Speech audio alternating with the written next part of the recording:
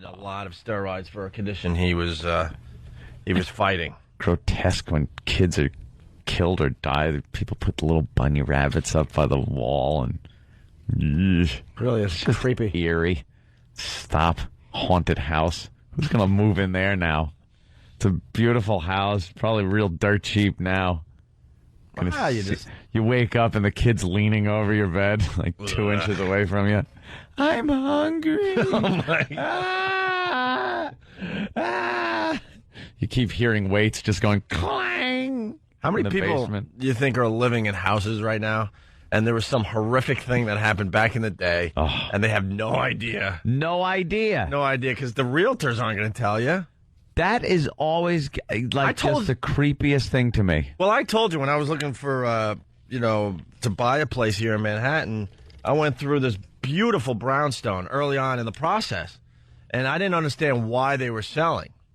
And we went through the whole house, and the mom was very anxious, and she's following us, and she's cleaning up as we go, even though she cleaned up the place ahead of time, but she's just straightening up as we're going along. She wanted this house sold so bad. I'm like, wow, man, they're a bit anxious. And you know the deal when you're dealing with real estate, you don't want to look too anxious. Yeah. You know, you're going to get screwed in the deal, right?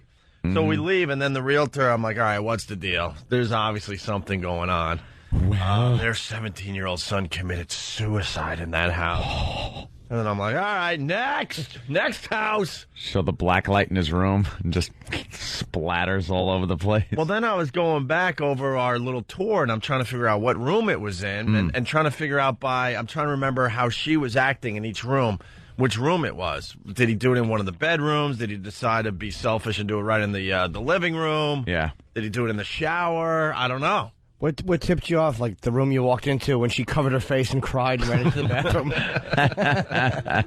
Had to be the room.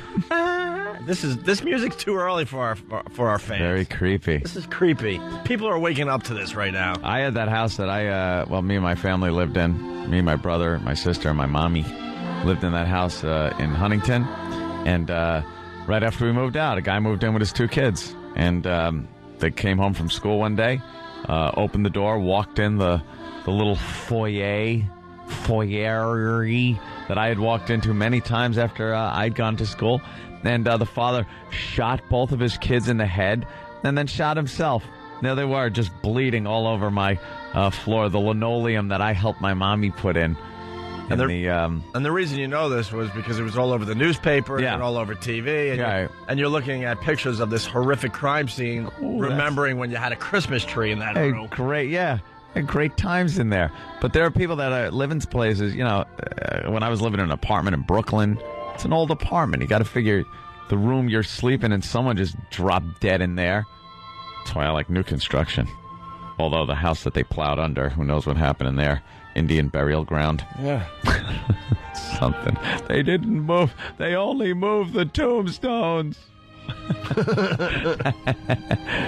Creepy. If you're bother you at all, it would bother the hell out of me. It would bother me, yeah. I mean, sure. It would be some energy there that I wouldn't like. Well, I wonder what kind of sex people had. Like, what has happened in this bedroom? See, it always goes to sex with you. Why? Because we think of horrific death, and you think of sex. Because I'll tell you why. Death may not have occurred in any place you're living in. Sex almost undoubtedly did. Yeah. So you wonder what different stuff happened in this room I'm in. Mm-hmm. Was it kinky? Was it loving? Was it awful? Was it, baby. But you know what happened. That's better. Yeah. Yeah, baby. Well, hotel rooms are great for that, too. You just never know what happened in a hotel room. Dirty. I don't like the idea of using the remote and then, grabbing a handful of the grapes that are there on the fruit plate, and you're like, oh, the remote. Because after you have sex, and that's the first thing you grab. You grab the remote. I know. And time to turn on ESPN. Not even the first thing that you grab. The first thing you grab is usually either the sheet or some tissues. It's just kind of, what's the matter, Jimmy? Tissues. You don't. Now they stick. No, I'm not talking about really to clean that up. I'm just like, to maybe something got everywhere. Okay. Maybe something just exploded. Save yourself a cleaning bill. Yeah, and just so you don't have to, you get it back into bed and go,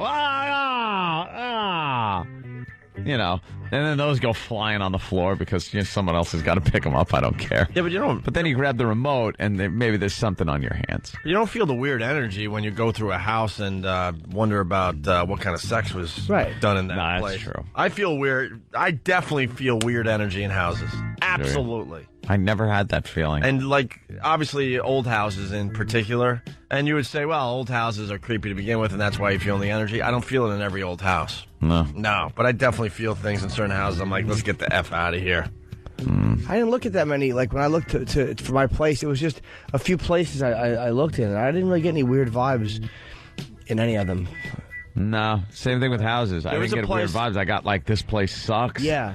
No, there was a place on Riverside Drive, very old building that they redid completely. And I walked through that place, and I was like, no way are we living here. And it was beautiful, but I got a vibe in that joint. And then they told me that, yeah, the building's at least 150 years old. A lot of stuff happened there. They redid the whole thing, and I swear to you, I felt an energy that I was like, ugh. Probably some whoopings given in that place. It was just creepy. I just got, like, the hair was standing up on my arms and stuff. Yeah, there was something going on there. My brother, like, lived in a haunted house. He swears to it. Back up there in White Plains, he swears by it. Faucets going on in the middle of the night, doors slamming, all sorts of crazy crap. Isn't this very, like, it's easy to confirm? How come people like, I was haunted? Only me. If they were real, like, I love these paranormal jackasses that go into these places with all kinds of machinery and don't find anything. Yeah, that's a good point. But, I mean, when you're living in that situation, you have no doubt in your mind, you know? Yeah, but then why wouldn't you just run video all the time? Well, maybe it doesn't get picked up by the video. Oh, stop. That's what I think. Camera-shy ghosts. Maybe ghosts. Maybe they're union actors. Yeah. You think, why do ghosts have to be paid? Why do you have to see ghosts? Just because that's how it's portrayed in movies? No, but you would see some kind of weird activity happening. Like, there was something that was the creepiest damn thing, and it was obviously some kind of gimmick, but it was when webcams first really getting popular, and a lot of people were just going on the chick webcams, the college webcams, things like that. But there was one, it was a haunted house cam.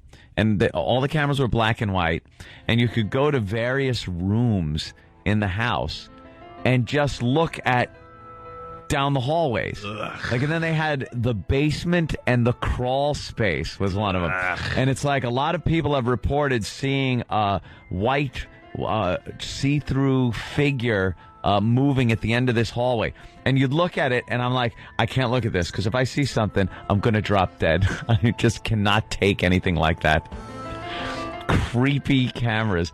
You're switching around to different rooms. This room was, used as a nursery, and the baby died, and there's all kinds of weird stories in there, and I just could not look at these cameras. Yeah, I wouldn't be able to do that. Let's say hi to Joe in Rockland County. Joe, what's up?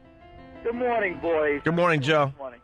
I got kind of a funny story. I work for Con Edison down in the city, and we're in basements and people's houses every day. And you would be amazed at the sounds and the energy you feel in some of these homes. I totally agree with Opie. Yeah. You go in somebody's houses, and it's just like you go in these dark, dingy basements, and you see like shadowy things and noises. You pray it's just a rat, because God forbid you see something, it's like, you're out of there. Look, I don't know what it is, but I definitely feel an energy in some houses. Yeah. When I go through them, I know that. I don't know what it could be. Maybe there's too much electricity being pumped through the house because it's old. I don't know. I don't know what it could be, but I definitely feel creepy feelings in certain houses. Yes. Mine's just scary. This fear. I agree with you. It's scary. All right, mine's just Joe. Fear. I'm a baby when it comes to things like that. I was doing a job once at this huge, old estate. Had to be 180 years old, and they were renovating it and turning it into a country club somewhere on the North Shore of Long Island.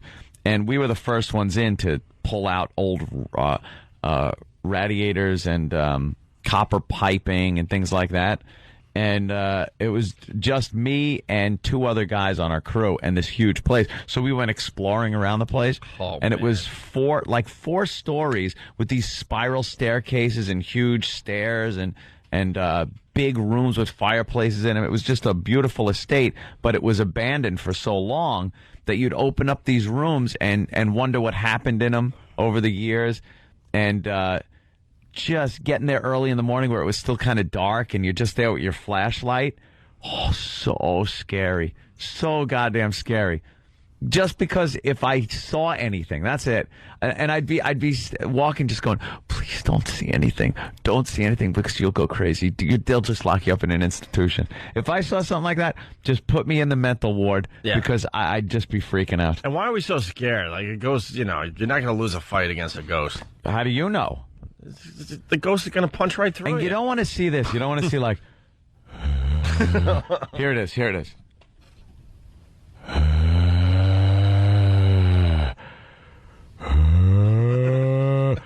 I'd be like, what? What is it? Oh, what was that?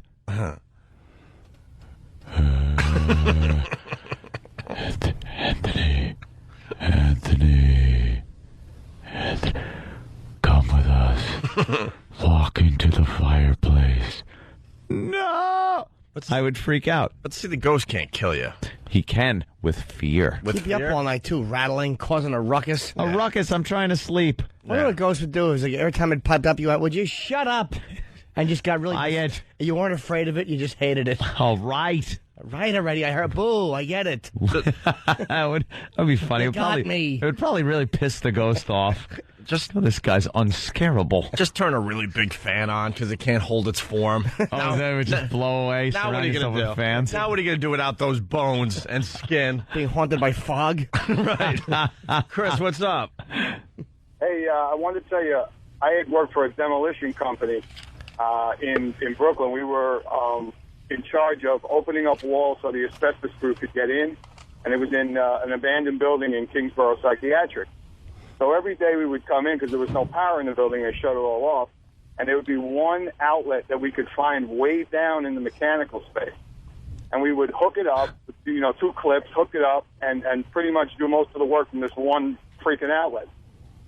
We would come in the next day, and the outlet would be the wire from the outlet would be carefully removed and laid on the floor, and the 2 wire nuts laid right next to it. So every time we hooked it up in the morning, we would come back in the evening.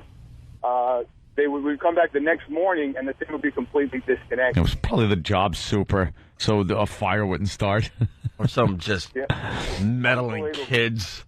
Unbelievable. Right. And that's not really a good ghost story, though, that it actually helped in fire safety and helped put the tools away. I came back, my truck was washed.